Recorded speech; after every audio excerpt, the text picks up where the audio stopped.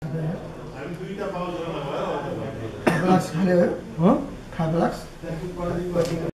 तपाईँको नाम भनिदिनुहोस् न। मेरो नाम डालबहादुर श्रेष्ठ। डालबहादुर श्रेष्ठ। हजुर हजुर। भण्डारा दुग्ध उत्पादक सहकारी संस्थाको उपाध्यक्ष। हजुर। जिल्ला सङ्घको सदस्य। डालबहादुर सर, अहिले दुग्ध किसानहरूको के छ करेन्ट समस्या, तत्कालको समस्याहरू चाहिँ? अहिले तत्कालको समस्या भनेको गत वर्ष 11,000 लिटरसम्म दुध भएको थियो दैनिक। अहिले त्यो दुधलाई घटेर अस्ति एकपल्ट 7,000 पनि झऱ्यो। अहिले त्यो लम्की स्क्रिन भन्ने रोग लाग्दाखेरि करिब 40वटा जति गाई मऱ्यो। त्यो गाईले रोगको कारणले गर्दाखेरि अहिलेसम्म पनि त्यो गाई कमजोर भएर मर्ने प्रक्रिया जारी छ। दुध पनि त्यही रोगको कारणले दुध एकदम घट्दै गयो। अब चाहिँ अब यो जै घाँसहरू यस्तो निस्किएपछि दुधको वृद्धि त हुन्छ नै। अब दुधको उत्पादन वृद्धि भए तापनि दुधले बजार पाइराखेको छैन। अब उद्योगवालाहरूले दुधको मूल्य घटायो भने लान सक्छौँ, नत्र लान सक्दैनौँ, नत्र के अरे मिल्क होल्डिङ गर्ने भन्ने कुरोहरू उहाँहरूले पत्रचार गर्नुभएको छ। त्यही भएर किसान उत्पादन गर्यो, बजार छैन। हामीले कृषि विकास ब्याङ्क मार्फत पशुधन बिमा सञ्चालन गरेका छौँ। करिब 38 लाख जति अनुदान आउनुपर्ने, अब यसपालि आउँदैन भन्ने कुरो चाहिँ कृषि विकास ब्याङ्कबाट चाहिँ त्यो जानकारी आछ।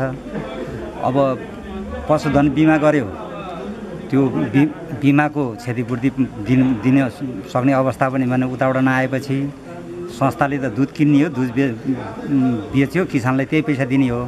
संस्थामा धेरै हुँदैन। 75% नेपाल सरकारले कृषि विकास ब्याङ्क मार्फत संस्थामा अनुदान व्यवस्था गरे अनुसार गत साल पनि मक्सिर मसान्तमा 31,90,000 रुपियाँ हालिदिनु भएको थियो। यसपालि पशु बिमा धेरै बढेर 38 लाख बराबर अनुदान पाउनुपर्ने, त्यो अहिले पाउँदैन भन्ने अवस्थामा छ। दुधको बजार पनि छैन। अब गाई मर्यो भने क्षतिपूर्ति पाउने कसरी भन्ने पनि यो जोखिम छ। त्यसैले किसानहरू धेरै मर्कामा परिराखेको छ। त्यसको उपचार छैन रहेछ।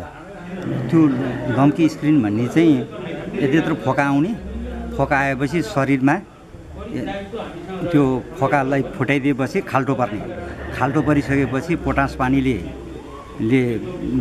धोएपछि अनि त्यसमा सामान्य औषधि दिनदिनै लाउँदै गर्ने। अलि बलियो पशु चाहिँ निको हुन सफल भयो। अलिकता कमजोर भएको गाईहरू, धेरै भर्खरको लैनो गाईहरू त कमजोर हुन्छ दुध दिँदाखेरि। त्यो गाई चाहिँ तत्कालै ढलेपछि उठ्नु सकेन। अनि कति किसान चाहिँ आबद्ध हुनुहुन्छ हजुर सरकारीमा? हाम्रो अहिले करिब 1,000 हाराहारीमा चाहिँ हाम्रो शेर सदस्य छ। अनि अब गैर शेर सदस्य चाहिँ यस्तै 1200 किसान, दुध बेच्ने किसानहरू चाहिँ 1200 भन्दा माथि छ। आज मन्त्री आउँदै हुनुहुन्छ, खास सरकारले एकदम छोटो गरेमा सरकारले के गरिदियो भने चाहिँ तपाईँहरूलाई अलि सहज हुन्छ भन्ने लाग्छ दाइ? सरकारले हामीले दुध बेच्न खोज्दाखेरि दुध उद्योगीहरूले हामीले दुध खपत गर्न सकेनौँ भन्ने छ। यदि भारतबाट दुध खरिद गरेर पाउडर दुध खरिदमा रोक लगाउनु पर्यो।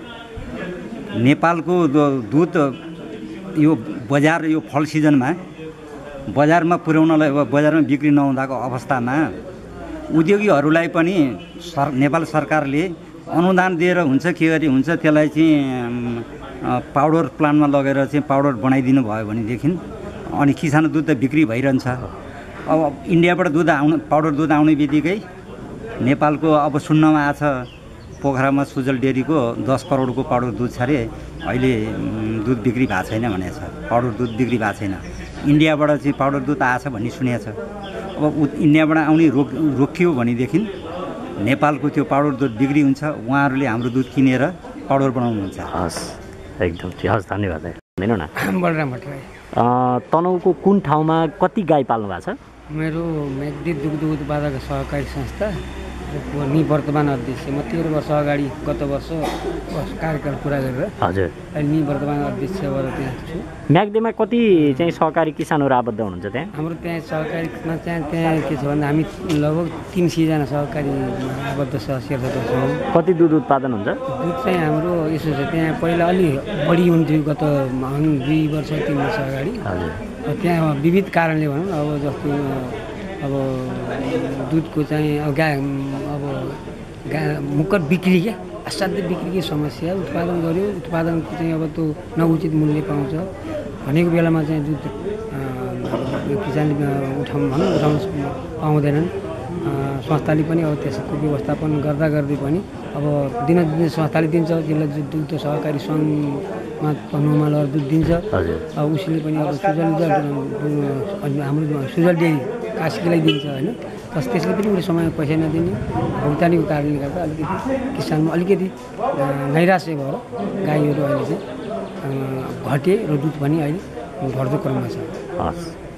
हजुर मेरो नाम शङ्कर राज भण्डारी। हजुर कति वर्षदेखि चाहिँ कुन के नामको गाई फार्म चाहिँ सञ्चालन गर्दै? म यो चितवन जिल्ला दुग्ध सहकारी पहिला अध्यक्ष थिएँ। म गाई मेरो गाई फार्म छ, कसरी परिचय दिउँ? शङ्कर सर कति उत्पादन हुन्छ दैनिक चाहिँ अहिले? हजुर अहिले त खासै त्यस्तो छैन। मैले यसरी भन्नुपर्दा यहाँलाई चाहिँ म थोरै जानकारी गराउँछु। हामीले यो दुधको विषयमा चाहिँ अब जति यहाँ हामी साथी उपस्थित छौँ, धेरै आन्दोलन कर्मीहरू गिरिजा भनेनौँ, तपाईँको शेरबहादुर भनेनौँ, माधव नेपाल भनेनौँ, यसको लागि अति गरियो तर यसमा चाहिँ हाम्रो चाहिँ प्रयास सफल हुन सकेन। सरकारले चाहिँ यो हाम्रो मर्मै बुझिदिएन। तपाईँको दुधको मूल्य बढ्दैन, अब बढाउ भने फेरि अरू अन्य चिज सबै बढ्छ। दाना सबै बढेको छ, पालुवा बढेको छ, लेबर बढेको छ, सारा कुरो बढिरहेछ तर हुँदैन। ती कुरो चाहिँ अब कति माथि पुर्यायो, सरकारमा पुर्यायो, अहिले सुनाइ बसेन। देशै त्यस्तो छ। अब के गर्ने? अरू देशमा हेर्ने भने अब तपाईँको चाहिँ फिलिपिन्स लगायत अरू देश पश्चिमा देशहरू भन्नु त्यही भुटानै मात्रै, भुटान पनि यस्तो छैन। तर किन हाम्रो देश यस्तो हालत छ। किसानलाई पुरै व्यवस्थै छ भन्नु पऱ्यो। व्यवस्था छैन। हेर्नु न अहिले त होलिडे चाहिँ हिजो पनि होलिडे छ, आज पनि होलिडे छ। अब कसरी जान्छ? अब तपाईँको ढुटो, गाउँको ढुटो बाहिर बोकेर फाल्ने ढुटो, अब त्यसको मूल्य चाहिँ तपाईँको अहिले 35-36 रुपियाँ किलो छ। एक बोराको चाहिँ अहिले 14.5 अब यो 2022 पुऱ्याउँछ। दाना तपाईँको 45-44 किलो छ। अनि कसरी सम्भव हुन्छ? कसरी चाहिँ यो चाहिँ समृद्धि नेपाल भन्छ, कसरी चाहिँ अब हुन्छ? अब त्यो तपाईँको अनुदान भनेर भन्छ, अनुदान तपाईँको झोलामा अनुदान छ। साँच्चै तपाईँ इमान्दार छ भनेको कति छ नि, जति पनि यो चाहिँ झोलामा ल्याउने चाहिँ छ फर्महरू उनीहरूले अनुदान पाएछन्, टहरा बनाएछन्, 2-4 पाले सबै अनुदान पाएछन्। खास गाई पाल्नेले मलाई विश्वास छ, मैले देखेअनुसारको चाहिँ मैले पाल्नु गर्नु पऱ्यो भने त्यो मुख्य कुरो जुन गाई पालन छ नि, गाई पाल्ने मेन मान्छेहरू त्यो गोठगोठमा उहाँ वार्डमा चाहिँ उहीँ घर घरमा गएर चाहिँ त्यो मान्छेले यसरी गाई पालेको छ हो, यिनीहरू अनुदान दिनुपर्छ भनेर त्यसरी दिनुपर्छ। तपाईँको त्यहाँ चाहिँ त्रिपक्षीय 4 पक्षीय तपाईँको भन्नु न विभिन्न थरीका राजनीतिक दलहरू छन् नि, अनि तपाईँको वडा प्रतिनिधि छन्, ती सबैले राखेर त्यो होइन भनेर गर्नु पऱ्यो।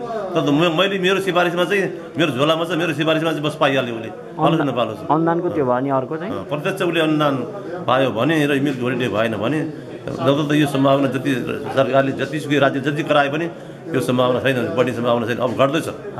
हामीलाई डाटा छ, हामीसित बगैँछ, हामी त त्यहीमा काम गरिरहेको छ, हामीसित प्रश्न डाटा छ। त्यो सम्भावना छैन, बढ्ने सम्भावना छैन, घट्दै गइरहेको छ। हस्, थ्याङ्क यू सर। म शिवलाल कणेल, हजुर आदर्श पशुपालन दुध बिक्री केन्द्र प्रालीको अध्यक्ष हो र समाजको पनि अध्यक्ष हो म हजुरको। मेरो भनाइ चाहिँ के रह्यो भने तपाईँको हामीलाई के भन्ने, अब तपाईँको पहिला चाहिँ युवा लक्षित भन्यो, दुनियाँ कुराहरू गरियो, सरकारले चाहिँ त अनुदानकादेखि लिएर कुराहरू भए, तपाईँको चाहिँ त ब्याङ्क वित्तीय संस्थाबाट सस्तोमा पाउनुहुन्छ, तपाईँहरू उत्पादन गर्नुहोस् भन्नुभयो र हामी विदेश गएका युवाहरू चाहिँ यसमा चाहिँ तपाईँको चाहिँ त लक्षित भएर र यो कार्यक्रममा हामी चाहिँ सहभागी भइयो। आज मैले चाहिँ तपाईँको चाहिँ 450 लिटर दुध उत्पादन गरिरहेको छु। म जस्ता आम किसानहरू हुनुहुन्छ जसले 100-150 लिटर दुध गर्नुभएको छ।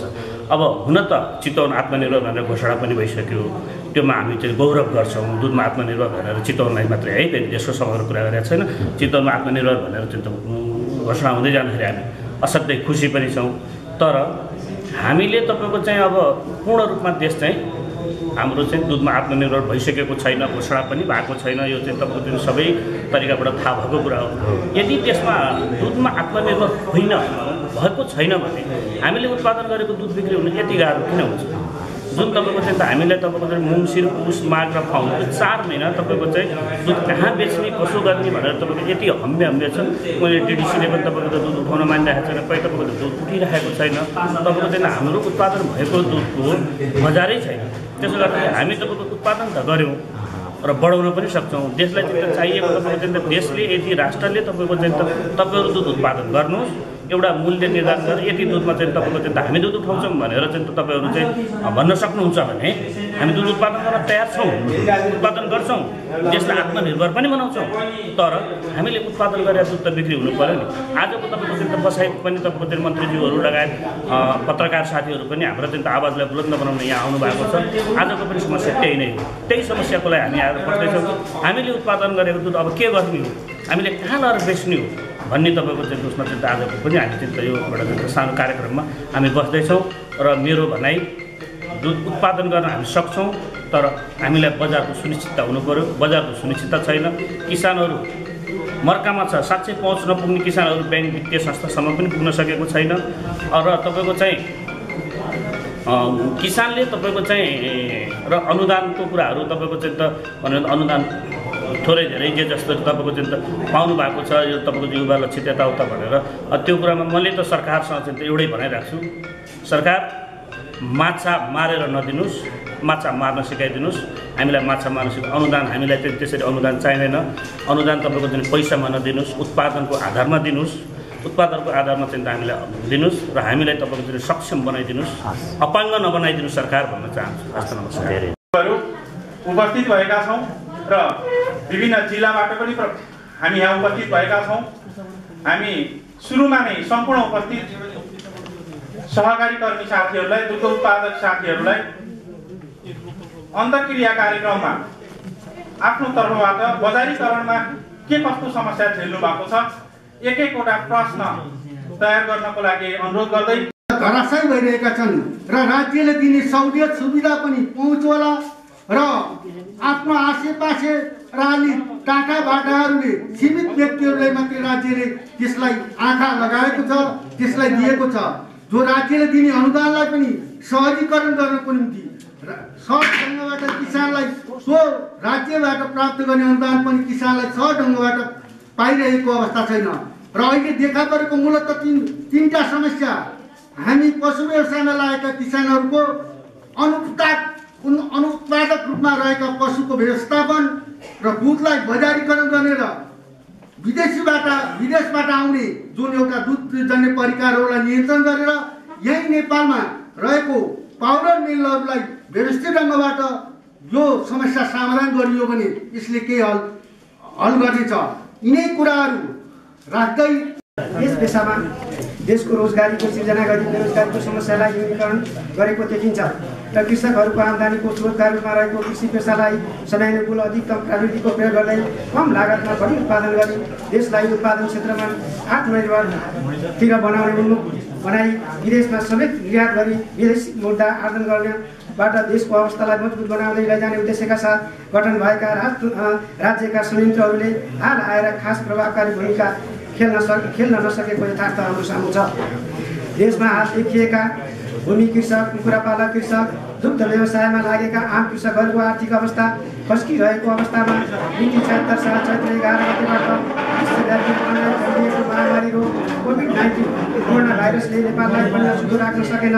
यस्तो अवस्थामा उक्त मितिबाट देशमा लकडाउनबाट निषेधाज्ञा जारी गर्दै देश त्यही अवस्थामासम्म आज गुज्रिँदै रहेको यस समयमा देशमा स्थापना भएको उद्योग धन्दा, उद्योग व्यवसाय, कृषि, पशुपालन व्यवसाय आदिमा ह्रास भई केही मात्रामा उत्पादन भएका उत्पादित वस्तुहरू बजारमा बिक्री वितरण हुन नसकी नष्ट गर्नुपर्ने अवस्था सिर्जना भई आम्दानीको स्रोत बन्द भएको एकातिर छ।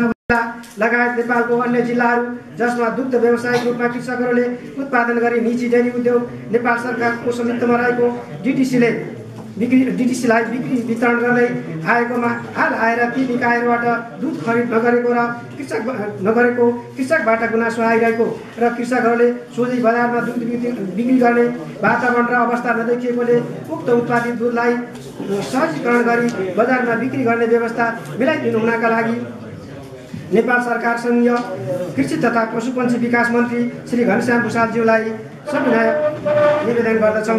सङ्कलित दैनिक दुध उत्पादन 3,15,000 लिटर छ भने नेपाल अधिराज्यभरमा करिब 19 लाख लिटर उत्पादन हुन्छ र किसानबाट उत्पादित दुधलाई नष्ट गर्नबाट बचाउन राज्यको वैकल्पिक सोच ल्याई तत्काल स्थायी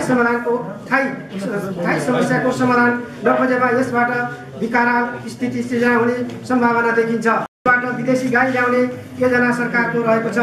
यस्तो योजनाबाट हाल यहाँ उत्पादित दुधको व्यवस्थापन हुन नसकेको अवस्थामा थप गाई आयातबाट दुधको मात्रा बढ्न जाला तर स्थापना भएका साना डेरी उद्योगहरू साना किसानहरू धराशायी भई यो पेसाबाट पलायन हुने हुँदा यो कृषक र उपभोक्ताको हितमा छैन तथा दुग्धजन्य पदार्थ आयातलाई तुरन्त नियन्त्रण गर्नुपर्दछ र कृषकले उत्पादन गरेका वस्तुहरू तरकारी खेती कुखुराको अण्डा दुध जस्ता चिजलाई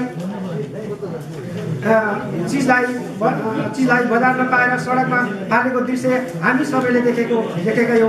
त्यस्तै रासायनिक मोल 5 केजी लिनको लागि 10 घण्टा लाइन बस्नुपर्ने तर पनि मोल नपाइएको यथार्थ सत्य हो र समयमा मोल बिउ नपाउँदा कृषि उपज करिब 50% कम फलेर पनि कृषकहरू मर्माहित छन्। प्रतिबद्धता गऱ्यौँ भने यो सफल हुन सक्छ र देशमा समृद्धिको नारा गरिब र विपन्न वर्गलाई उत्थान गर्ने गरिबी न्यूनीकरण गर्ने विषयवस्तुमा यो मूल नाराको चाहिँ सार्थकता हुन्छ भन्ने पनि हामीले विश्वास लिएका छौँ। यही आधारशिलाले पनि केन्द्रीय दुग्ध सहकारी सङ्घले हामी सबै सरोकारवालाहरूको एकै ठाउँमा जम्मा भएर यस्तो संवेदनशील परिस्थितिमा कोभिड-19ले प्रभाव पारेको संवेदनशील परिस्थितिमा पनि हामी सबै एकाकार भएका छौँ। त्यसैले पनि यी समस्याहरू बजारीकरणका समस्याहरू समाधान हुन्छ भन्ने आशा लिएको छौँ। त्यति मात्रै भएन, खालि मात्रै उत्पादक सहकारी संस्थामा अहिले पनि हामी सहकारी मार्फत चाहिँ 5 लाख परिवारहरू आबद्ध छौँ। 9 लाख दैनिक रूपमा कच्चा दुधहरू हामी सङ्कलन गर्छौँ।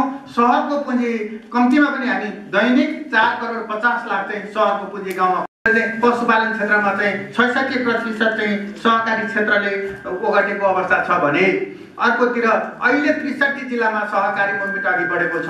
त्यसैले पनि हामी अहिले पनि परम्परागत पेसा भए पनि यसबाट चाहिँ वास्तवमै अहिले उत्पादनसँग जोडेर गरिबी न्यूनीकरणको चाहिँ विशेष रूपमा फाइदा पुगेको छ भन्ने कुरो पनि म अनुरोध गर्न चाहन्छु। परम्परागत रूपमा पशुपालन हुने भएकोले एउटा छ भने अर्को लागत आम्दानीको बेमेल छ।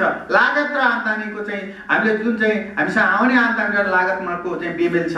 त्यसैले पनि उन्नत पशु स्रोत केन्द्र र उन्नत नस्लको हामी कहाँ अहिले अभाव छ र पाडी बाछीको समस्या छ। अहिले पाडी बाछी हामीसँग चाहिँ भएका पाडी बाछीलाई संरक्षण नगर्ने र त्यो संरक्षण नगरेको अवस्थाले चाहिँ हामीले त्यसको लागत बढी भएको कारणले संरक्षण गर्न नसक्ने अवस्था छ भने अर्को स्थानीय जातको पशुबाट उत्पादन कम हुने अवस्था सिर्जना छ र नस्ल सुधारको काम चाहिँ ग्रामीण क्षेत्रमा पनि अहिले हामीले पुर्याउन सकिरहेका छैनौँ। त्यसैले पशु स्वास्थ्यको सेवा पहुँचको कठिनाइ छ, पहुँचमा पनि कठिनाइ छ। अहिले गाउँ गाउँमा पुर्याउन नसक्ने सहर केन्द्रित मात्रै हुने अवस्था छ। सहरमा चाहिँ जग्गाहरू खण्डीकरण भइरहेको अवस्था छ। त्यसैले पनि औषधि उपचार पनि हामी कहाँ महँगोको अवस्था सिर्जना छ र पशुपालन क्षेत्रको लगानीको अवस्था सन्तोषजनक पनि अहिले पनि छैन। त्यसैले पनि हामी किसानले ठुलो लगानी गर्न नसक्ने र अर्को चाहिँ राज्यले किसानलाई प्राथमिकता राखेर चाहिँ लगानी गरेको पनि संस्थागत हुन सकेको छैन। ठुला बडाले र चाहिँ नामको खातिर पनि लिने अवस्था छ। अहिले यो कृषि लोनको नाममा वित्तीय संस्थाबाट लिने काम पनि यो भइरहेको अवस्था छ भने सुलभ कर्जा भने पनि यो वित्तीय निकायमा झन्झटी ठुलो अवस्था छ। त्यसैले पनि मैले अहिले पनि भनिसकेँ ब्याङ्कमा पहुँच भएका सहज स्थानमा मात्र लगानी गर्ने अनुरोध गर्न चाहन्छु। अहिले दाना आहारमा चाहिँ कच्चा पदार्थको लोगोको अवस्था सिर्जना छैन र त्यसले पनि ठुलो समस्या बनाइरहेको छ। व्यावसायिक हाँसी खेतीको व्यवस्थामा पनि समस्या छ। अहिले अब थोरै पशुपालन गर्ने, सानो जग्गामा पशुपालन गर्ने, तर उसले चाहिँ जग्गा खण्डीकरण भएको छ, उसले घाँस लगाउन नसकेको कारणले पनि उसको चाहिँ आय जुन चाहिँ लागत छ त्यो माथि छ। चाहिँ सीमित नारा मात्रै भयो, किनभने त्यो कार्यान्वयन पक्षमा चाहिँ कडाइका साथ लागू भएन, त्यो कारणले पनि हामी कहाँ समस्या भएको छ। नीति भए पनि कार्यान्वयनमा अत्यन्त दूध उत्पादन गर्नुहोस्, देश आत्मनिर्भर बनाउनु पर्छ, चाहिँ कुनै पनि हामीले दुध बन्द हुँदैन भनेर हामीले भन्दै गयौँ र व्यापक रूपमा चाहिँ दुध उत्पादन हुँदै गयो। फेरि चाहिँ मिल गोल्डेको अवस्था सिर्जना भयो, दिगो बजार नहुनेको अवस्था सिर्जना छ अवस्था पनि छ। त्यसैले पनि किसान आबद्ध सहकारी संस्थाको प्रशोधन कारखाना पनि छैन।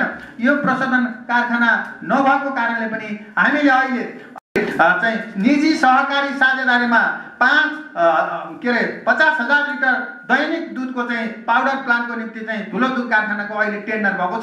त्यसबिचमा पनि धेरै अप्ठ्याराहरू आएका छन् र प्रदेश सरकारले गरेको त्यो कामलाई रोक्नको निम्ति धेरै प्रयत्नहरू पनि भइरहेको अवस्था छ। यसको पनि हाम्रो चुनौती र मुकाबिला गर्नु छ भने अर्को चितवनमै चाहिँ चक्लेट उद्योग पनि अहिले चाहिँ सुरुवात भएको छ प्रदेश सरकारले। यसलाई कार्यान्वयन गरेर सङ्घीय सरकारले अझ प्रभावकारी बनाएर चाहिँ निजी सहकारी साझेदारी पनि अब हामी दुग्धजन्य उद्योगहरू भोलि चितवनमै विभिन्न ठाउँमा चाहिँ पश्चिमी क्षेत्रमा विभिन्न ठाउँमा चाहिँ हामी यति गर्न सक्यौँ भने यो प्रभावकारी हुन्छ, यो अवस्था छ। यो मात्र केही समय अगाडि मात्र चाहिँ हामी चाहिँ दुध ल्याउनु हुँदैन, विदेशबाट दुध आयात गर्नु हुँदैन, हामीले आवाज उठायौँ, तर दुध ल्याउनु पर्छ भन्ने अवस्था भएपछि केही समयपछि फेरि मिल गोल्डेको अवस्था सिर्जना भयो। त्यसैले पनि अहिले पनि विभिन्न वाहनामा विभिन्न ठाउँबाट पनि अहिले पनि दुग्धजन्य पदार्थ विदेशबाट आयात छ। यसलाई कम्तीमा पनि केही समयको निम्ति अत्यन्त गम्भीरताका साथ यो रोक्न सकियो भने मात्रै प्रभावकारी हुन्छ। मन्त्रीज्यूलाई म अनुरोध गर्न चाहन्छु, यो विषयवस्तुमा मन्त्रीज्यूसँग पनि धेरै पटक कुराकानी भएको छ। उहाँको विषयवस्तुमा वास्तवमै किसानको हितको निम्ति गर्नुपर्छ भन्ने ढङ्गले धेरै पटक चाहिँ हामीसँग छलफलमा पनि भन्नुभएको छ। सुनिश्चित नहुँदा पशुपालन व्यवसायमा जोगिरहनु मान्य मन्त्रीज्यूलाई म आग्रह गर्न चाहन्छु, अनुरोध गर्न चाहन्छु। हामीले दुग्ध उत्पादक सहकारी वर्ष कृषि विकास ब्याङ्कले चाहिँ 30वटा जिल्ला नयाँ जिल्लामा जानेर अहिले भइरहेको पशुधन संरक्षण चाहिँ अब इन्सुरेन्सको कुरो अब हामी फेरि किसानहरू फेरि त्यो अवस्थामा सिर्जना हुन सक्छौँ। त्यसैले पनि धेरै ठाउँमा पठाउने कुरो हो र अहिले भइरहेकोलाई निरन्तरता दिन जरुरी छ। यो पनि जोखिमको अवस्था छ। विकासको पूर्वाधार नभएको ठाउँमा चाहिँ पशुपालन गरेको छ, त्यसैले विकासका पूर्वाधारलाई अघि बढाउन हाम्रो जरुरी छ। करिबन चाहिँ 10-12 वर्ष भयो यो क्षेत्रमा चाहिँ केन्द्रीय दुग्ध सहकारी सङ्घमा रहेको कुरा आएको छ। यो तुरुन्तै लागू गर्न सकेन भने हामी आज दुध क्षेत्रको यत्रो कायापलट गर्ने भनिरहेका छौँ, त्यो दुध नीति लागू भएको छैन। यो हाम्रो चुनौतीको विषयवस्तु भएको छ। त्यसैले व्यवसाय पशुपालनको मापदण्ड पनि छैन। यो मापदण्ड कारण हामी ठुलो समस्या झेलिरहेका छौँ। यो पनि हाम्रो चाहिँ अहिलेको ठुलो चुनौती भएको म अनुरोध गर्न चाहन्छु।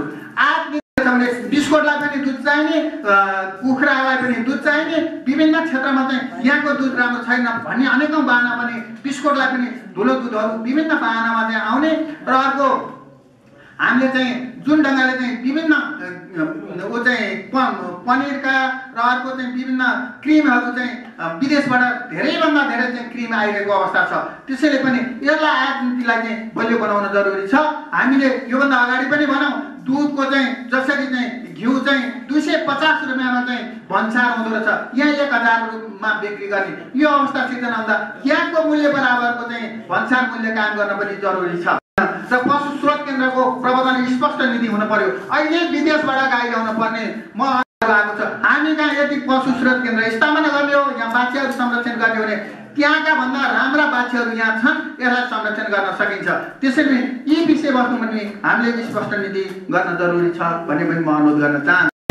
अब कृषि क्षेत्रलाई प्राथमिकता नीति चाहिँ कार्यान्वयन हुनुपर्ने जरुरी छ, म अनुरोध गर्न चाहन्छु। अब त्यहाँ कसरी आकर्षित हुन्छ यो विषयवस्तुमा जान जरुरी छ भने अर्को जग्गा जमिन अत्यन्त ठुलो खण्डीकरणको कुराहरू छ। यो खण्डीकरण रोक्न नसक्ने, वास्तवमा चाहिँ पशुपालन गर्ने क्षेत्रलाई खण्डीकरण रोक्न नसक्ने भने यो पनि ठुलो हाम्रो चुनौतीको रूपमा रहेको छ।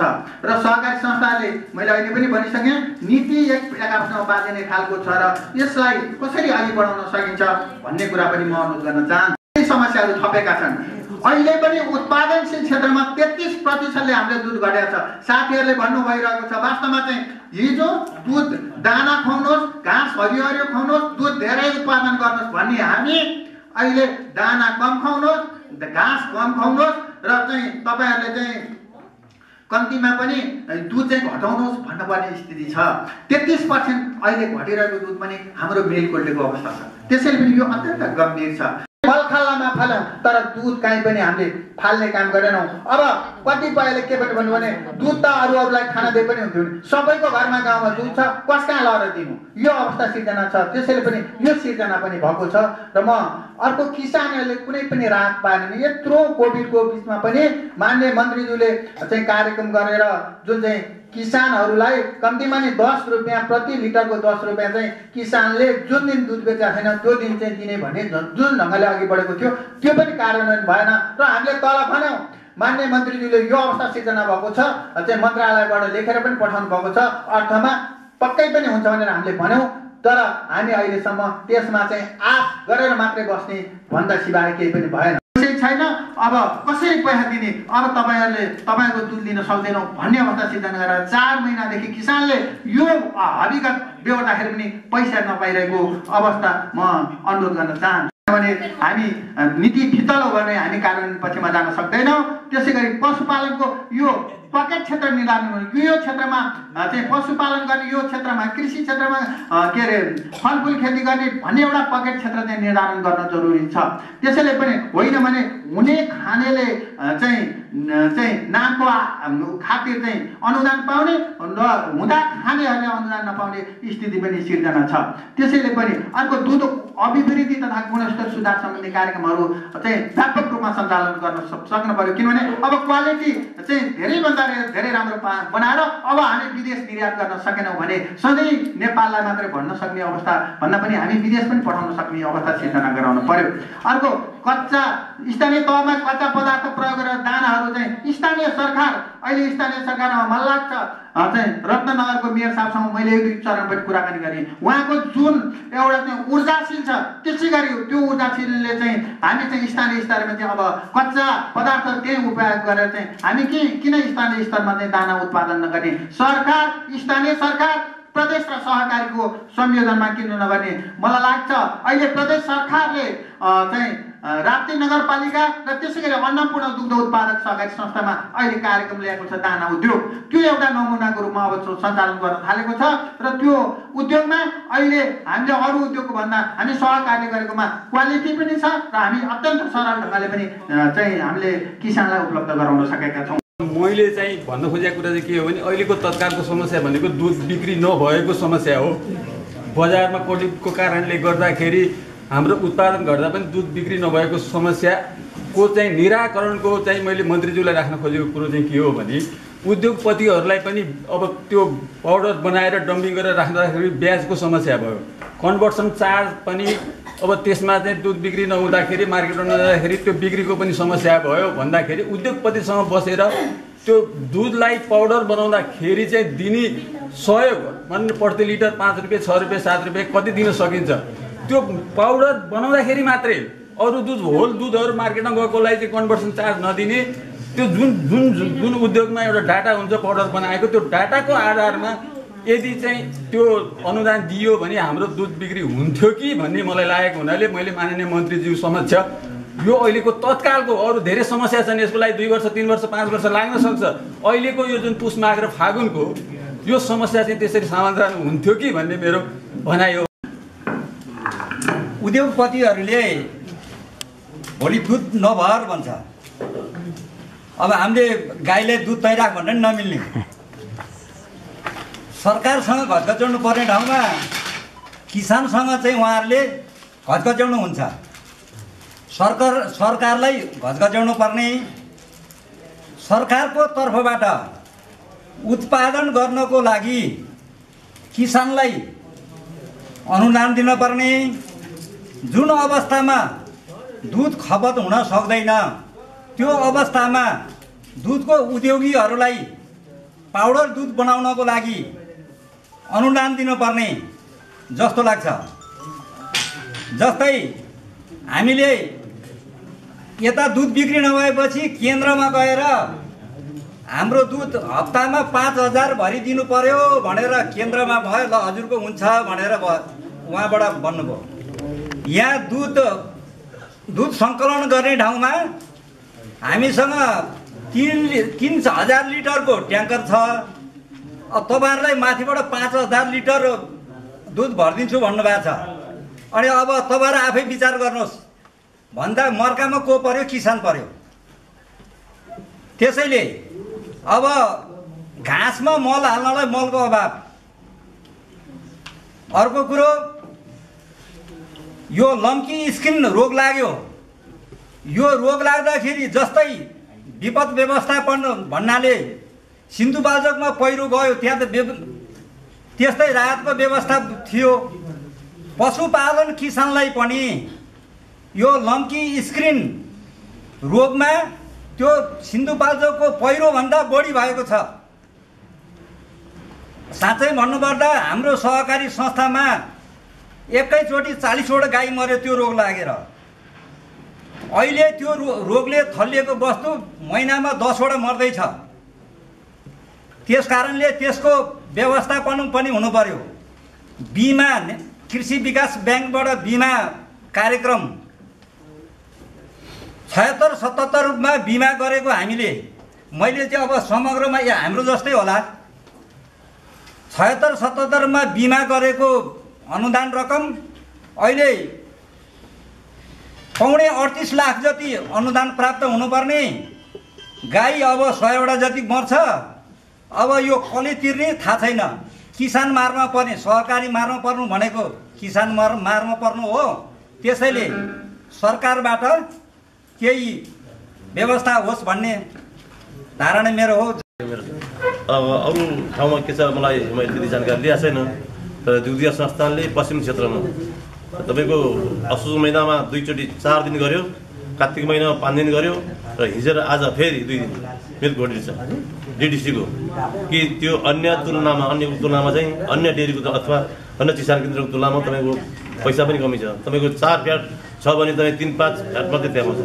अनि त्यसमा के छ भन्नुहुन्छ भने त्यहाँ तलैदेखि माथिसम्म माननीय मन्त्रीज्यूलाई यो जानकारी होस्, तलदेखि माथिसम्म म प्रमाण दिएर भन्छु, तलदेखि माथिसम्म नै त्यहाँ चौड छ। त्यो कुरो यहाँले जानकारी गराउनु, त्यो मनन गर्नु पऱ्यो। र मैले 1 मिनट भनेको छु, सबैले टाइम दिनु पऱ्यो। रिपोर्ट त मैले धेरै गरिरहेको छु, तर पनि छोटकरीमा के भन्छु नि, अब जुन हाम्रो 3 महिना विगत 3 महिनादेखि असोज कार्तिक मुक्सिर यो 3 महिनाको भुक्तानी पाएको छैन। अब भुक्तानी कहिले आउँछ थाहा छैन। र यो जुन अब एउटा कुरा मात्रै के छ भने यो जुन किसानलाई अनुदान भनेर कृषि मन्त्रालय जुन दिएको छ नि, त्यो खाँटी किसानले, गाई पाल्ने किसानले यो अनुदान पाएको छैन। म त मलाई म दाबका छ त भन्छु, म प्रमाण दिएर भन्छु, म देखाइदिन्छु, माननीय मन्त्रीज्यूलाई देखाइदिन्छु, त्यो खाँटी गाई पाल्ने किसानले चाहिँ अनुदान पाएको छैन। यो कुरो यही कुरो मैले निवेदन गरेँ। यसमा चाहिँ यहाँ कृषि मन्त्रालयको ध्यान जान्छ। उत्पादन कमी त अब अवश्य सरकारले त्यही कारणले विभिन्न कारणले भयो। र हामी एकमा त सुझाव दिन्छौँ, हामी त्यहाँ ल्याएको दुध हामी सुझाव दिन्छौँ। सुझाव दिँदा के भयो त भन्दा उसले अब दुध लिन चाहिँ अब अहिलेसम्म चाहिँ मिल्क भोलि चाहिँ दुध त लिएर अहिलेसम्म सुझाव दिएको छ। तर गर्दा हाम्रो 20 सल्लाहले दुधको पैसा स्वाट घटाइदिने, प्रति लिटर यति घट्यो भने चिठ्याउने। अब हामीलाई 1-1.5 महिनापछि हामी दुधको भुक्तानी पनि हामी किन सम्झाउन सक्दैनौँ। र उस्तो तपाईँ विकल्प खोल्नुहोस् भनेर र एउटा कुरो के भन्दा पश्चिमको एउटा जुन हाम्रो अहिले जे भने दुध दिने काम चाहिँ हडबडाउने काम सुझाव गरेको छ। र त्यहाँ एउटा कुरो हल्ला चलेको थियो आजभन्दा 1 वर्ष अथवा 8-9 महिना अगाडि त्यहाँ डिटिसी आउने तनहुमा भन्ने कुरो थियो। मैले माननीय मन्त्रीलाई यसको जवाब मागेको, यो के कुरो हो, डिटिसी तनहुमा आउने हो कि होइन? त्यो आयो भने कमसेकम दुध उत्पादक किसानहरूको केही राहत हुन्छ कि भन्ने कुरो। हाम्रो कालिका नगरपालिकामा समय 3 महिनाको बिचमा हामीले 31 छाक दुध बन्द गर्नु पर्यो, जसको कारण 4,03,000 लिटर दुध चाहिँ हामीले बिक्री गर्न सकेनौँ। र चितवन जिल्लामै भइरहेको एउटा पावर प्लान्ट छ, त्यो विभिन्न बाहनामा बन्द गरिदिन्छ र हामीले दुध त्यहाँ लाने स्थिति सिर्जना भएको छैन। त्यो पावर प्लान्टलाई निरन्तर रूपमा सञ्चालन गर्ने अवस्था मन्त्रीज्यू मार्फत सिर्जना होस् भन्ने चाहन्छु। र नेपाल सरकारको सञ्चालन भइरहेको एउटा यहाँ ज्यामिरेमा चिसे छ, त्यसको दैनिक क्षमता भनेको 4,000 लिटर भन्दा नेपाल सरकारले भर्न मान्दैन। त्यो पूर्वी चितवनमा मात्रै दुध करिब 50,000 लिटर छ भन्दा माथि छ। तर 4,000 को क्षमता भएको चिसेले उपयुक्त हुने कि नहुने र आज चिठीमा हाकिम साहबलाई फोन गर्यो, ल मेरो त बन्द छ, चार्जरको भ्याटभन्दा भ्याट दिएको छैन, मैले दुध राख्न सक्दिनँ। अनि निजी चाहिँ जुन हामीले निजी डेरीहरूलाई दिइरहेका छौँ उनलाई आवश्यकता पर्दासम्म लान्छ, नपरिसकेपछि भोलि बिहान दुध बन्द गर्नु छ भने बेलुका 8 बजे आएर भोलि चाहिँ दुध उठ्दैन है भनिदिन्छ, भरे दुध लगेर कहाँ फाल्ने। यो समस्या चाहिँ तत्काल रूपमा आइरहेको छ। ६४ सालदेखि नेपालमा कृषिको व्यावसायिक अभ्यास सुरु भएन भने हाम्रो देशमा कृषि व्यवसाय स्वाधीन हुन सक्दैन र खाद्यान्नको परिपूर्ति हुन सक्दैन भन्ने उद्देश्यका साथ राष्ट्रिय मर्मका साथ यो संस्था क्रियाशील रहँदै आएको छ। साथीहरूले धेरै कुरा राख्नुभयो। अब म करिब 12 वर्ष यता हामी र हाम्रो संस्था 7-8 वर्ष यता क्रियाशील रहिरहँदा एक वर्षमा मन्त्रीज्यूहरूले आइरहने गइरहने फेरिरहने परिपाटी पनि त्यस्तै थियो। अहिले त 2/3 बहुमतको सरकार छ। यो सरकार 3 वर्ष आइरहेको छ। साथीहरू हुनुहुन्छ, मन्त्रालयका सचिव सहसचिव सबै साथीहरू हुनुहुन्छ। सजिलो कुरा गऱ्यो छोडिदियो भन्नुभयो। साथीहरूले दुध मलखातोमा फाल्नु परेको छ, गाई मरिरहेको छ। अहिले गाई मऱ्यो भने त्यो बिमा कम्पनीले भुक्तानी दिँदैन। दिनको 20 लिटर दुध दुने 1.5 लाख मूल्यको गाईलाई राज्यले 1.5 लाख तोकेको छ होलिस्टन गाईलाई, उसले 50,000 बिमा गर्छ। हामी जस्तो टाठाबाटा मान्छेलाई समेत झुक्क्याउनु खोज्छ। यो हामी कागजमा सङ्घीय लोकतान्त्रिक गणतन्त्र हामीले ल्यायौँ आयो। व्यवहारमा निमुखा किसानहरू जसले 2-5 वटा गाई पालेर जीवन निर्वाह गरेको छ उसलाई गाउँघरका सहकारी र केही मुखियाहरूले सुन्ना थपेर 36-48% ब्याज लिने सामाजिक परिवेश यथार्थ छ। ती कुराहरू सबै हामीले बुझेका छौँ। हामीलाई व्यवसायिक कृषक समाज नेपालको नेतृत्व गर्दा यी सबै दिनदुखी किसानका पीडाबाट भाग्ने अवसर हामीलाई छैन, हामी भाग्दैनौँ। यसकारण म सबै साथीहरूलाई अन्य विनय गर्न चाहन्छु, हामी जिम्मेवार भएर यसको कदम उठाउँ। अघि हाम्रो नारायण सर नगरपालिकाको मेयर साहबले त्यो साइलेजको कुरा गर्नुभयो, त्यो मेरो घर नजिकै छ।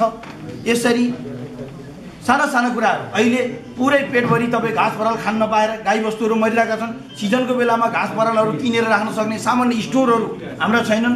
हामीले भनेका छौँ कमसेकम एउटा प्रत्येक निर्वाचन क्षेत्रमा दैनिक 10 टन फरेजहरू सङ्कलन र बिक्री वितरण गर्ने त्यस्ता सेन्टरहरूको स्थापना गरौँ पिपिपी मोडेलमा भनेर हामीले 7-8 वर्ष अगाडिबाट कुरा उठायौँ। यी सबै कुराहरू कार्यान्वयन हुन सकेका छैनन्। तथापि अघि भन्नुभयो साथीहरूले, डेरी उद्योगको साथीहरूले म 10 वर्ष दुध उठाउँछु 15 वर्ष उठाउँछु भनिदिनुहुन्छ। 2-4 महिनापछि अहिलेको मात्रै समस्या होइन, यो मिल्क क्वालिटीको बाहना बनाएर किसानलाई लुट्ने, निर्दोष किसानलाई सधैँ पीडामा पार्ने यो अभ्यास नेपालमा छ। यो सामन्तवादको चरम पराकाष्ठ हो। त्यसकारण म सबै साथीलाई भनिरहेको छु र हामीले भनेका छौँ व्यवसायिक कृषक समाज नेपाल भन्दछ दुग्ध विकास संस्थानको सञ्चालक समिति 2 वर्षमा फेरबदल हुन्छ। मैले केही समय अगाडि दुग्ध विकास संस्थानको अध्यक्षलाई फोन गरेँ, गैर जिम्मेवार कुरा गर्नुभयो। रुद्रजी साथी हुनुहुन्छ, उहाँ पनि भर्खर नयाँ जानु भएको छ, विभिन्न समस्याहरू छन्, यसलाई व्यवस्थित गरौँ। अब 30 वर्ष अगाडि जस्तो थियो अहिले त्यस्तै छ। धेरै उद्योगी साथीहरूले क्षमताको विकास गर्नु पर्यो, किसानको बेदरमा साथ दिनु पर्यो। किसानले जति घाटा खाएर पनि गाई भैँसी पाल्नुपर्ने स्थिति र उहाँहरूले चाहिँ आजको भोलि आफूलाई चेन्ज गरेर तपाईँको लिन्न भनिदिनु मिल्ने यस्तो खालको यो व्यवसाय हुन्छ। यो व्यवसाय नै उद्योगै भएन, त्यो त दादागिरी भयो साथीहरू। त्यसकारण अब हामी यो खालको व्यवहार नगरौँ। ब्याङ्क वित्तीय संस्थाले निर्दोष किसानलाई लगानी गर्दैन। हामीले भनेका छौँ निर्वाहमुखी किसानलाई प्रति लिटर 5 रुपियाँ राज्यले अनुदान दिनु पर्यो। परियोजनाको आधारमा उहाँहरूलाई 20 लाख रुपियाँको सम्मको कर्जा 1% ब्याज दरमा दिने परिपाटी व्यवस्था हुनु पर्यो। 70 वटा गाई पालेको छु, अहिले तक 500 लिटर दुध उत्पादन गरेको छु। मेरो व्यक्तिगत निजी फर्म हो त्यो र म किसान पनि भएको कारणले नेपाललाई कृषि प्रधान देश भनेर कृषि मन्त्री रहिरहँदाखेरि हामीले दुधको नीति धेरै पहिलाबाट खोज्यौँ। कति मन्त्री आए, कति गए, कृषि नीति बन्न नसक्दाखेरि त्यो ठाउँमा कृषि मन्त्रीले के हेर्नु भएको छ, यो मेरो पहिलो क्वेसन छ। सम्बन्धित कृषि मन्त्रीलाई सहयोग गर्ने दुग्ध क्षेत्रको निकायहरू, हाम्रो राष्ट्रिय दुग्ध विकास बोर्ड छ, दुग्ध संस्थान छ, त्यो निकायहरूले अहिलेको कोभिड-19 को समस्यामा अधिकांश किसानहरू आज सडकमा आइसकेका छन्। त्यो किसानको भविष्य निर्धारणको लागि कस्तो नीति तय भएको छ र राज्यले बोलिरहेका किसानहरूको हक हितको लागि विभिन्न अवसरहरू, सुनाइ र समाचारहरूमा हामी समक्ष आएको छ। ती कुराहरू के को लागि सुनाइएको छ र त्यो नीति बनेको भने कहिलेबाट लागू हुने हो, या त कोरोनामा सबै गाई भैँसी सँगसँगै किसान पनि मरिसकेपछि त्यो लागू हुने हो, या किसानको लागि त्यो यथार्थ बनेको हो भने मन्त्रीज्यूले आज नै त्यो जानकारी गरिदिनुहुन्छ कि भन्ने यी दुईटा निवेदन राख्दै विशेष त समस्याको समाधानको लागि हाम्रा आजको सभापतिज्यूले सम्पूर्ण जानकारी चाहिँ आफ्नो कार्यपत्रमा प्रस्तुत गरिसक्नु भएको छ। पनि मैले केही भन्नु परेन, भन्नुपर्ने विषयवस्तुहरू पुरा गर्दै जाँदाखेरि धेरै नै आउँछ। ठ्याक्कै म विषयवस्तुमा अब हामी जे जति गर्छौँ, तपाईँको जे जति कार्यहरू गर्छौँ, गोष्ठी गर्छौँ, सेमिनार गर्छौँ, पछि रामराज्य हुने कुरा गर्दा गर्दै हामी चाहिँ तपाईँको अब आजको दिनमा के गर्नुपर्ने हो त्यो कुरामा हाम्रो ध्यान जाँदैन। पछि रामराज्य हुने कुरा मात्रै हामीले गर्दा गर्दै हाम्रो आजसम्म चाहिँ तपाईँको यस्ता धेरै गोष्ठीहरू चाहिँ हामीले खेर फालिसक्यौँ। अब आजको दिनमा ठ्याक्कै वस्तुगत रूपमा भन्ने हो भने यो डेरी विषयमा आजको यो विषयसँग चाहिँ तपाईँको मिल्दोजुल्दो आजको यो कार्यक्रमसँग मिल्दोजुल्दो विषय बजारीकरण सम्बन्धी जुन समस्या चुनौतीहरू छ त्यसलाई हामीले जरोबाट बुझ्ने हो भने नेपालमा जम्मा 3 प्रकृतिको बजारीकरण गर्ने सिस्टम र पद्धति छ। जम्मा 3 प्रकृतिको, एउटा इन्फर्मल सेक्टर, एउटा चाहिँ तपाईँको प्राइभेट डेरीहरूको चाहिँ फर्मल सेक्टर, अर्को नेपाल सरकारले स्थापना गरेको दुग्ध विकास संस्थान। यो 3टा छ। यो 3टामा टोटल दुध उत्पादन भएको टोटल दुध उत्पादनको लगभग तपाईँको 20% चाहिँ यो फर्मल सेक्टरमा, 30% इन्फर्मल सेक्टरमा, टोटल उत्पादनको 50% चाहिँ तपाईँको होम टु होम किसानहरूले चाहिँ तपाईँको ओल्लो घरमा दुहेको दुध पल्लो घरमा बेच्ने यो प्रकृति छ भनेर हामीले व्याख्या विश्लेषण मन्त्रालयहरूबाट निकालेका रिपोर्ट अध्ययन अनुसन्धानबाट हामीले यही कुरालाई, यही थ्योरीलाई मानिरहेका छौँ। भनेपछि फर्मल सेक्टरमा टोटल उत्पादनको 20% दुध मात्रै फर्मल सेक्टरमा अहिले आइरहेको छ। भनेपछि 30% दुध इन्फर्मल सेक्टरबाट बिक्री वितरण भइरहेको छ। समस्या कहाँनिर छ भने फर्मल सेक्टर, अब इन्क्लुडिङ डिडिसी सहितको फर्मल सेक्टरमा दुध बढी भएको अवस्थामा त्यो 30% इन्फर्मलमा बिक्री हुने चिज त्यही फर्मलमा आउने र हामीलाई नै चाप पर्ने। अब दुध नपुगेको बेलामा 3 रुपियाँ 5 रुपियाँ पैसा बढी दिएर तपाईँको त्यो इन्फर्मल सेक्टरले चाहिँ तपाईँको त्यो दुध लगिदिने र फेरि चाहिँ तपाईँको फर्मल सेक्टरका डेरीहरूलाई अभाव क्रिएट हुने एउटा समस्या, मेजर समस्या यो हो। यो समस्या समाधान नगरुन्जेलसम्म तपाईँको हुँदैन। अब अर्को समस्या कहाँनिर भने इन्फर्मल सेक्टर भनेको उसले अब तपाईँको यहाँ हाम्रो सहकारीको चाहिँ हाम्रो भगिरथ सर हुनुहुन्छ, उहाँ फर्मल सेक्टरको उहाँले पनिर बनाएर बेच्यो भने 13% भ्याट पनि परेन, घिउमा भ्याट पनि लागेन, त्यसमा भ्याट पनि लागेन भनेपछि त 5-6 रुपियाँ त्यहाँ चाहिँ डिफ्रेन्स छ। यो कारणले गर्दा फर्मल सेक्टर सर्भाइभ हुन सकिरहेको छैन। जबसम्म फर्मल सेक्टर सर्भाइभ हुन सक्दैन, इन्फर्मल सेक्टर अब भार जति यो 20%ले बोक्नु पर्ने, गाली गलोज कुटाइ पिटाइ चुटाइ जम्मै चाहिँ तपाईँको 20%ले बोक्नु पर्ने, 30% राम्रोसँग बिजनेस गरेर बसिरहेको छ। त्यहाँ चाहिँ त न खाद्यको अनुसन्धान अधिकृत गरेर चाहिँ तपाईँको यो क्वालिटी त छैन भनेर चेक गरेको छ, न चाहिँ तपाईँको उसले चाहिँ कर रासो भ्याट केही तिर्नुपर्छ केही तिर्नु पर्दैन। यसलाई समाधान गर्ने के एउटा कुरो, यही कारण एउटा प्रमुख कुरो र यसैको चापले यही 30% दुध चाहिँ तपाईँको अब हामी सबै किसानका प्रतिनिधिज्यूहरू यहाँ छौँ, व्यवसायिक किसानहरू पनि हुनुहुन्छ। अब त्यो दुध बढी भएको अवस्थामा त चाप त्यो 30% पनि थपिएर आउँछ यो कुरो त रियालिटी हो। र अब दुध हामी कन्भर्जन गर्नलाई फर्मल सेक्टरले त किन गरेन, उद्योगीहरूले किन गरेन भन्ने कुराहरू आएछ, सकेसम्म त गरिरहेकै पनि छन्।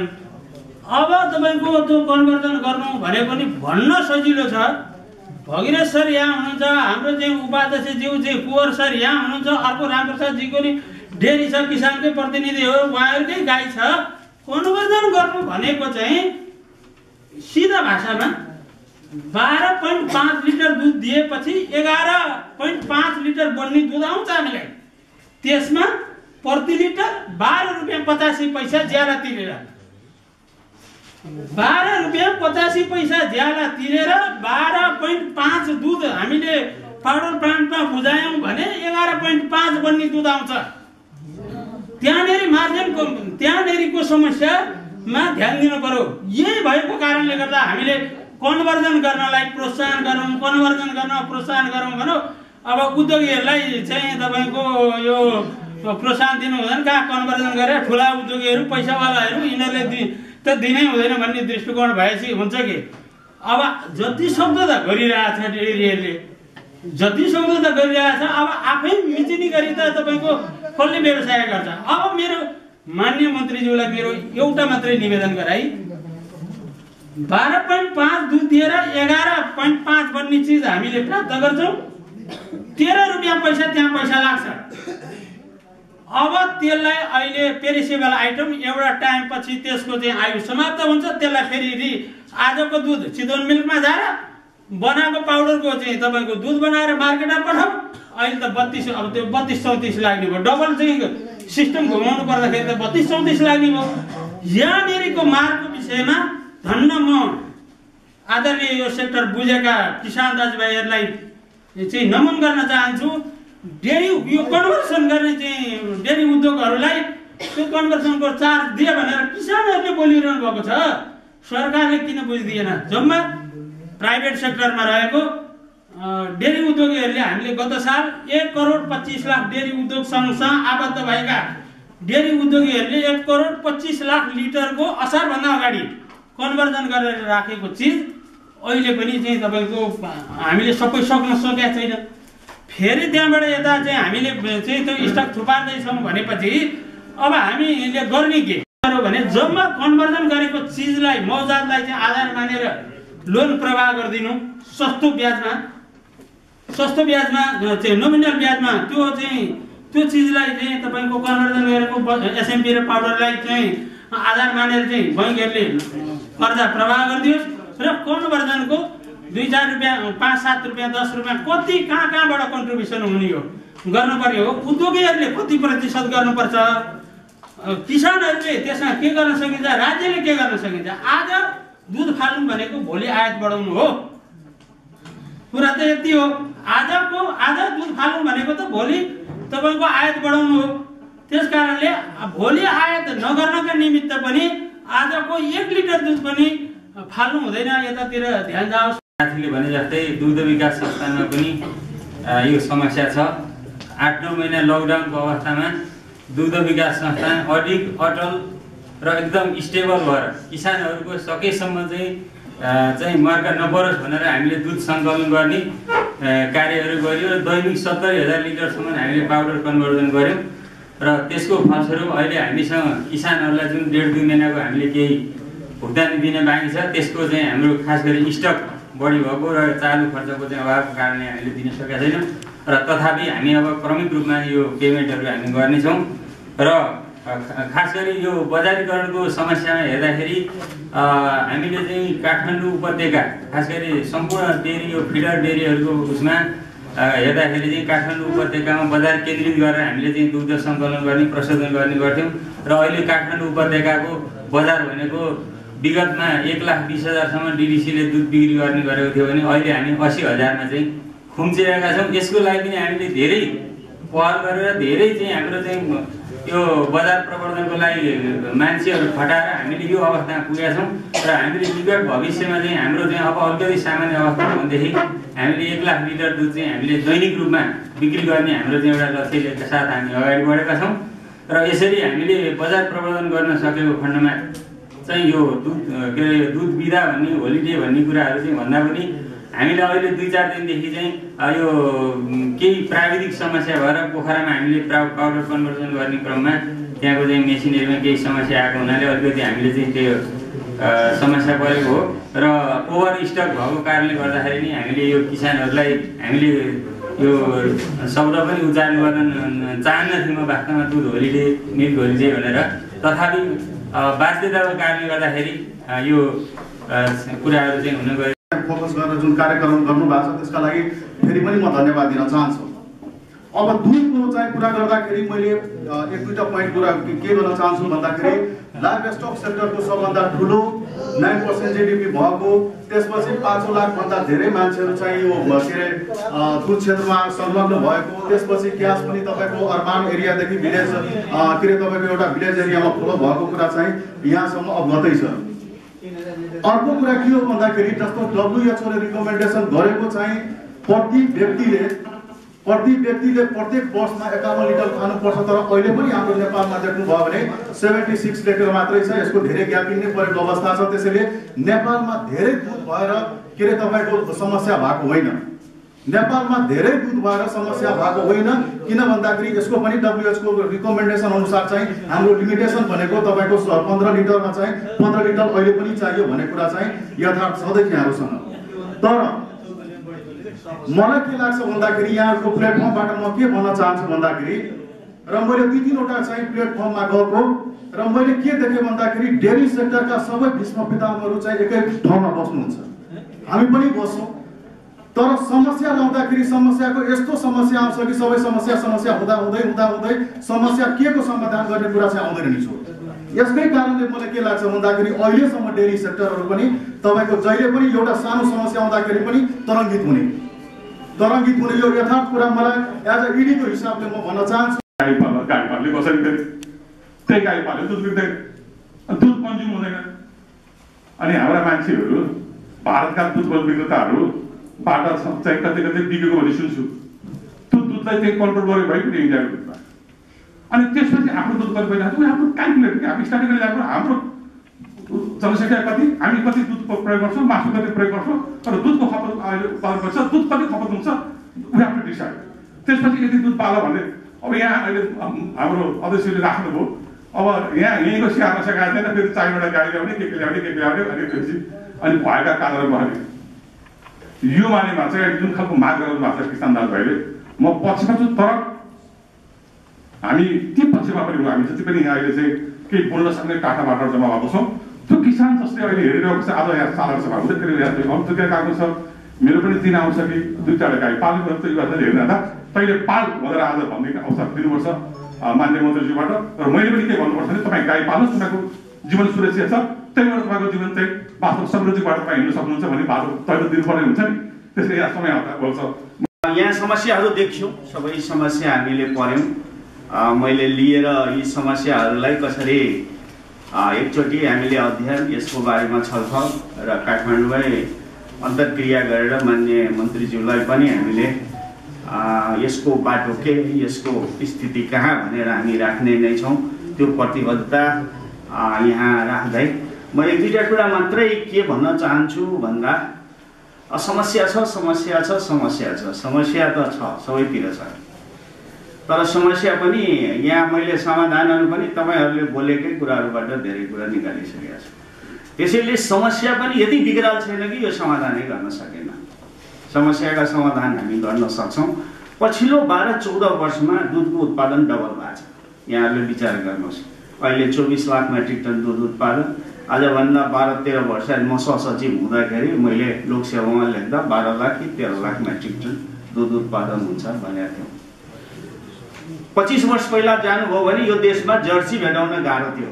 उही गीतानगर जानु पर्थ्यो या एउटा रूपन्देहीको एक ठाउँ जानु पर्थ्यो जहाँ जर्सी पाइन्थ्यो। अहिले 75 जिल्लामा मनाङमा पनि जर्सी छ, मुस्ताङमा पनि जर्सी छ, जहाँ पनि जर्सी छ। हामीले फड्को नमारेको होइन। र आजको दिनमा माननीय मन्त्रीज्यूले अत्यन्त यो धानलाई बढी फोकस गर्नुभयो। त्यो नम्बर 1 हाम्रो कृषि अर्थतन्त्रको पहिलो पिलर हो। दोस्रो पिलर चाहिँ दुध हो र यो दुध विषयमा आज चाहिँ गहनतम अन्तर्क्रिया भएको छ। निमित्त सचिवले हाम्रो कुरा हो, त्यसले गर्दा म त्यसमा धेरै दोहोऱ्याउन चाहन्न। अहिलेको समस्या यो अहिलेको नै हो, लामो समय रहन्न। किनभने यसभन्दा अगाडि पोहोर परारसम्म पनि अथवा पोहोरै साल पनि गएकै वर्ष पनि कोभिड सुरु हुनुभन्दा अगाडिपट्टि मलाई यस्तो प्रेसर थियो कि दुध ल्याउनु पर्यो, यो एसएमपी ल्याउनु पर्यो भनेर यतिवटा डेलिगेसन थियो। पख एकैछिन हेर्नुपर्छ भन्ने मलाई असाध्य दबाब थियो। रोक्दा कोभिड पनि आयो र हामी अर्को सङ्कटमा गयौँ। वास्तवमा लिन सिजनै भएन, गएको सिजन त हामीलाई लिनै भएन। उत्पादन त आफ्नो किसानको त उसमा के अरे उसमा त घट्यो होला, तर हामीलाई यो उत्पादन र वितरणको हिसाबले भन्ने हो भनेदेखि र क्रस र लिन भनेर हामीले हेर्नै परेन, बुझ्न परेन। अस्तिसम्म पोहोरसम्म यसको अर्थ के हो भन्दाखेरि हामीले उत्पादन गरेको दुध अलिकति होल्ड गर्ने, त्यसलाई चाहिँ पाउडर बनाउने कुरा मात्रै हो, त्यसबाहेकको अरू बजार हामीसँग छँदै थियो। तर त्यसले मात्रै हाम्रो समस्या समाधान हुँदैन थियो। छु बिचमा चाहिँ के भयो भने हामीसँग डिडिसीसँग करिब थुप्रिएको हिसाबले बटर, एसएमपी यो सबै हेर्दा यो चिजहरू हेर्दाखेरि करिब कति 1 अरब हो, अथवा सङ्ख्या मलाई ठ्याक्कै थाहा भएन कति थुप्रियो। यस्तै करिब उस्तै जस्तो प्राइभेट र सरकारसँग यो सबै चिजहरू थुप्रियो। किसानसँग लिँदाखेरि डिडिसीले मात्रै 20 करोड रुपियाँको हामीले बढी दुध किनेका छौँ। किन पहिले हामीले प्लान गर्ने, त्योभन्दा अघिल्लो वर्ष लिएको भन्दा अस्ति हामीले बढी लिएका छौँ। कपिलवस्तुको दुध हामी विराटनगर गएर लगेर चाहिँ पाउडर बनाएका छौँ। रात दिन जति सकिन्छ होइन, हामीले त्यसलाई 3 शिफ्ट कारखाना चलाएर हामीले लिएका छौँ, लिने प्रयत्न गरेका छौँ र सकेसम्म हामीले किसानले दुध फाल्न नपरोस् भन्ने कुरालाई हामीले ध्यान दिएका छौँ। यो कुरा यहाँहरू सबैलाई थाहा छ भन्ने लाग्छ।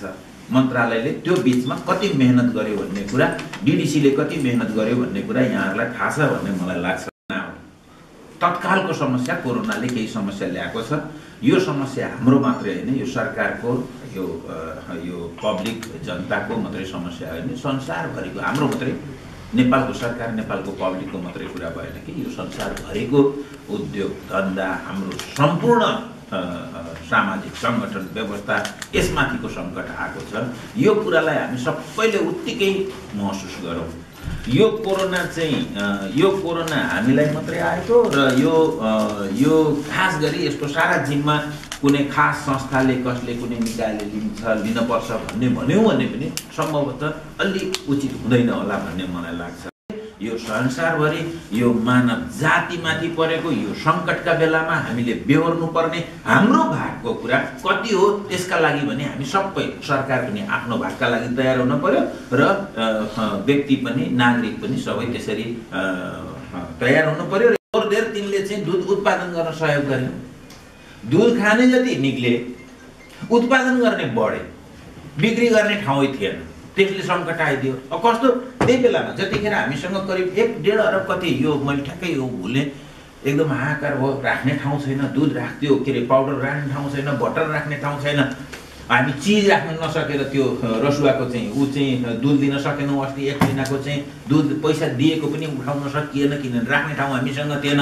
यही क्रममा हामीले चाहिँ मैले बिचमा एकचोटि सोचेँ कि होइन, हामी कहाँ यत्रो दुध थुप्रिया छ भनेदेखि हामीले चाहिँ लासातिर बेच्न सकिन्छ कि सकिँदैन होला, चाइनिजहरूसँग कुराकानी गरौँ कि भनेर कुरा गरेको त त्यहाँ एफएमडी भएको मुलुकहरूबाट दुध लैजाँदा रहन्छन् चाइनिजहरू। फेरि इन्टरनेसनली त्यस्तो चाहिँ रहेछ, जहाँ यो खोरेत आदि रोगहरू छन् त्यहाँ चाहिँ त्यो मुक्त भएको भनेको सर्टिफाइड नभएको मुलुकबाट जाँदो रहेनछ। अब के गर्ने? अनि बोलाएर साथीहरूलाई सोधेँ मैले, मन्त्रालयको हाम्रो पशु विभागको चाहिँ साथीहरूलाई सबैलाई सोद्धाखेरि यो कहिले हुन्छ त, हामी कहाँ एफएमडी मुक्त कहिले गर्न सकिन्छ, के छ हाम्रो योजना भन्दाखेरि हाम्रो चाहिँ 2030 सालमा, सन् 2030मा चाहिँ एफएमडी मुक्त गर्ने योजना रहेछ।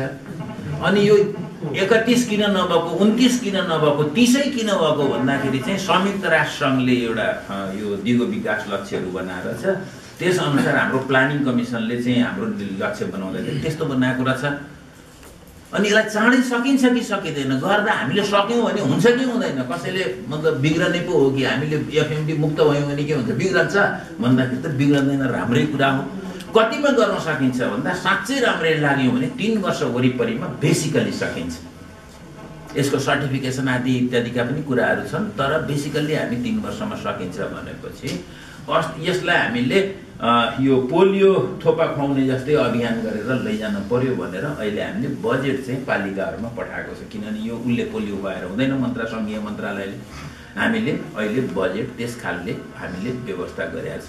अब 3 वर्षमा हामीले चाहिँ यो एफएमडी मुक्त गर्नुपर्ने एउटा कुरा छ। तर त्यही बिचमा हाम्रो केही उद्योगी साथीहरूले नै यो खास गरी यो दुध पाउडर बनाउने उद्योगी साथीहरूले के ल्याउनु भयो भने कहीँ बेच्न सकिन्छ कि भनेर मैले उहाँहरूसँग कुरा गर्दाखेरि बङ्गलादेशमा सकिन्छ कि भन्ने कुरा भयो। त्यहाँ मैले हाम्रो राजदूतावासमा कुरा गरेँ। कुरा गर्दाखेरि समस्या के रहेछ भने बङ्गलादेशको मार्केटमा एसएमपी $3 को 1 किलो रहेछ, जबकि हाम्रो कस्ट अफ प्रोडक्सन नै $5 जति पर्दो रहेछ भने अब के गर्ने? $5 हाम्रो कस्ट अफ प्रोडक्सनमा छ। बङ्गलादेशको मार्केटमा $3 मा चाहिँ एसएमपी प्रति केजी छ कि यो चाहिँ पशुपालनदेखि लिएर दुधको व्यवस्था समेत त्यो अस्तिको हामीसँग अलिकति बटर एसएमपी र यो चिजहरू थुप्रिएको घटनाले हाम्रो टेक्नोलोजी देखाउँदो रहेछ, हाम्रो मार्केट सिस्टम देखाउँदो रहेछ, हाम्रो रोगको पशु स्वास्थ्यको अवस्था देखाउँदो रहेछ। त्यस्तो अवस्था छ भाइ, हामी त्यस्तो अवस्थामा छौँ। त्यसले गर्दा हामीले फेर्ने यो चाहिँ व्यवस्थालाई हो। र यो कुरा फेरि यहाँ मात्रै यो दुधको कुरामा मात्रै छैन, यो माछा मासु अझै समस्या छ। किनभने यसमा अझै बढी यो खास गरी दानाको प्रयोग र केही उद्यमीहरू मात्रै टिक्न सकेको। करिब मैले सुनेको कति तपाईहरुसँग अझै तथ्याङ्कहरू होला, 70% हरेक 3 वर्षमा 70% साना यो पोल्ट्रीका उद्योगी किसानहरू 70% फेरिन्छन् प्रत्येक 3 वर्षमा। भनेको टिक्ने सक्ता रहेनछ। अलि ठुलो गर्नेहरू चाहिँ त्यहाँ टिकिराखेका छन्। दुधको भन्दा अझै हालत यहाँ पोल्ट्रीको, साना पोल्ट्रीहरूको अझै आउने र जानेहरूको मात्रै हेर्ने हो भने त्यहाँ अझै दुर्दशा छ। धानको कस्ट अफ प्रोडक्सन कति हो भन्दाखेरि करिब 1800 2200 ठाउँ हेरिकन लेबरको अनुसार प्रति क्विन्टल हैन। अब 2000 मा उत्पादन गर्नुपर्ने 2100 मा बेच्नुपर्ने भएपछि त्यो पनि कति पर्खेर आफैले घरको श्रम सबै छोड्दाखेरि के हुने हो? त्यस पछाडि चाहिँ धानकै मात्रै हेर्नुहुन्छ, गहुँको हेर्नुहुन्छ, मकैको हेर्नुहुन्छ, त्यो पनि त्यस्तै समस्या छ। यसर्थ समग्रतामा हाम्रो कृषि सङ्कटमा छ। मैले भन्न खोजेको हाम्रो कृषि साथी हो सङ्कटमा छ। हिजो एउटा व्यवस्था थियो, हामीले सबै हाम्रो कृषि भनेको चाहिँ वैदेशिक सहयोगमा थियो। सहयोग पनि आयो, पैसा पनि आयो, टेक्नोलोजी आयो, ज्ञान आयो, सबै कुरा आयो। त्यसलाई हामीले आफ्नो बनाउन सकेनौँ। पछिल्ला दिनमा हामीले सबै मार्केटलाई छोडिदियौँ। मार्केटले चाहिँ के गर्नुपर्ने हो सारा रूप देखाइदियो। त्यस पछाडि चाहिँ त्यसले गर्दाखेरि हाम्रो कृषिको त व्यवस्थै छैन।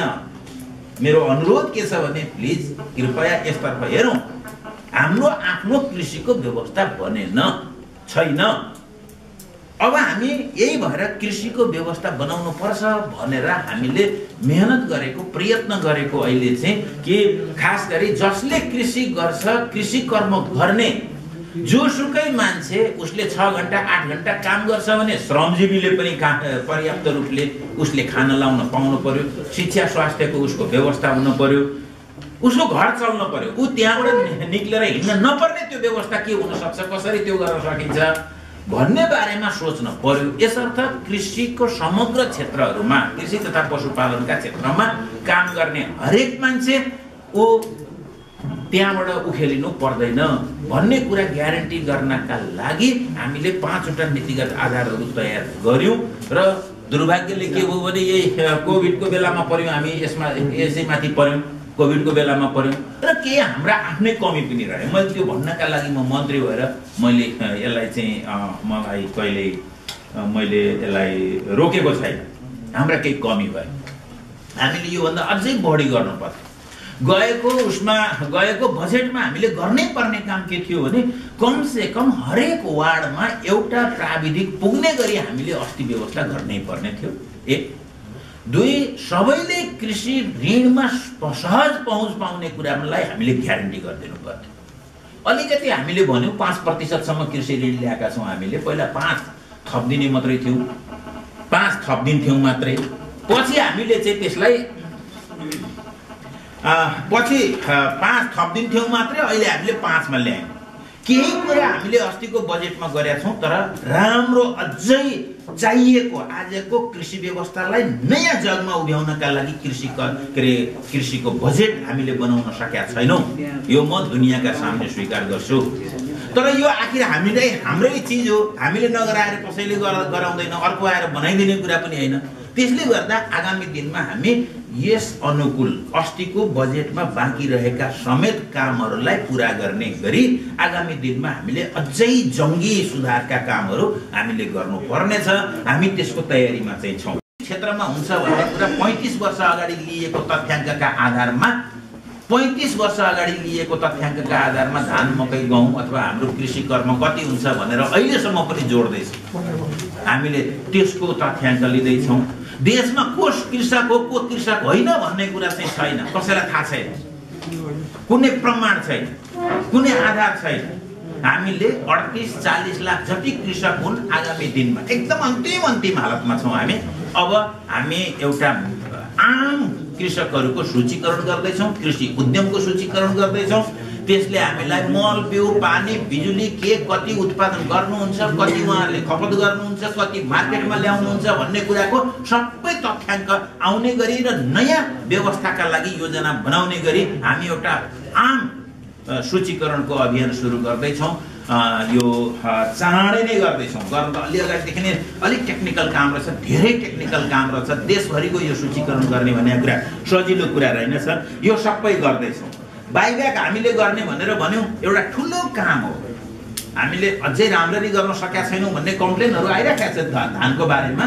तर जुन सुरु गऱ्यौँ यो असाध्यै राम्रो सुरुवात गरेका छौँ। अहिले रहेका कमी हामी अर्को वर्ष हटाउँछौँ। तर किसानले उत्पादन गरेको क्रमशः बिक्री हुने, बिक्री नभएको चिजहरू सरकारले देशको खरिदको बजारको व्यवस्था गर्ने तर्फ त हामी सुरु गरि नै सक्यौँ। एकदम सुरुको हाम्रो प्रयत्नहरू कमजोर भएका छन्, अझै हामीले गर्नुपर्नेछ, ध्यान दिनुपर्नेछ। तर हामीले सुरु चाहिँ गरि नै सकेका छौँ। र यसरी दुध क्षेत्रमा पनि हामीले यही तत्परताका साथ, यही सङ्कल्पका साथ हामीले अगाडि बढ्ने प्रयत्न गर्दैछौँ। आगामी दिनमा पनि तपाईँहरूसँग छलफल हुनेछ।